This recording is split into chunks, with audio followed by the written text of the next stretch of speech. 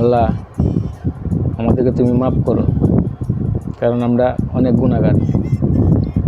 এই কথাটা বলার উদ্দেশ্য হইল শরীয়তপুরে মসজিদে মাইক দিয়ে আজান দেওয়ার কারণে কথা কাটাকাটি করিয়া পাশের বাড়ি, মসজিদের পাশের বাড়ি, ওনার ঘুমের ডিস্টার্ব হয়।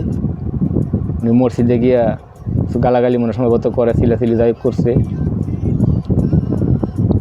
এর ভিতরে ছুরি দিয়ে ফাঁদ দিয়া আরেকজনে মারি ফেললো মসজিদের আজান দেওয়া, মাইক দিয়ে আজান দেওয়া নিয়ে।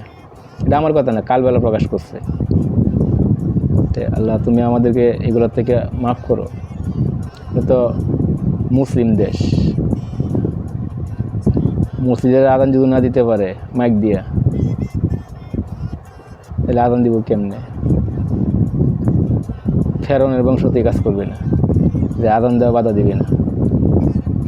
আমরা তো আল্লাহর কাছে কই যে আল্লাহ আমরা মারা গেলে মসজিদের সামনে আমার একটু জায়গা দিও, কিন্তু এই সৌভাগ্যটা কয়জনের হয়?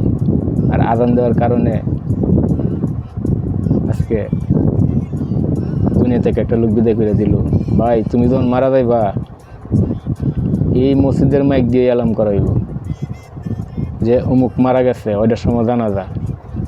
তুমি কি এটা বুঝতে পারলা না যে মাইকটি একদিন তোমারে ডাকবো, আর এই মাইকের সাউন্ডটা দিয়ে তোমার জানাজার মানুষগুলো উপস্থিত হইব।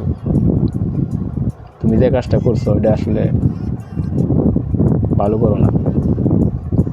যাক, এটা আইনগত ব্যবস্থা নেবে প্রশাসন, তদন্ত করতেছে, এটা নিবে।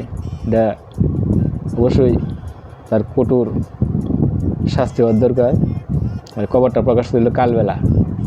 ধন্যবাদ।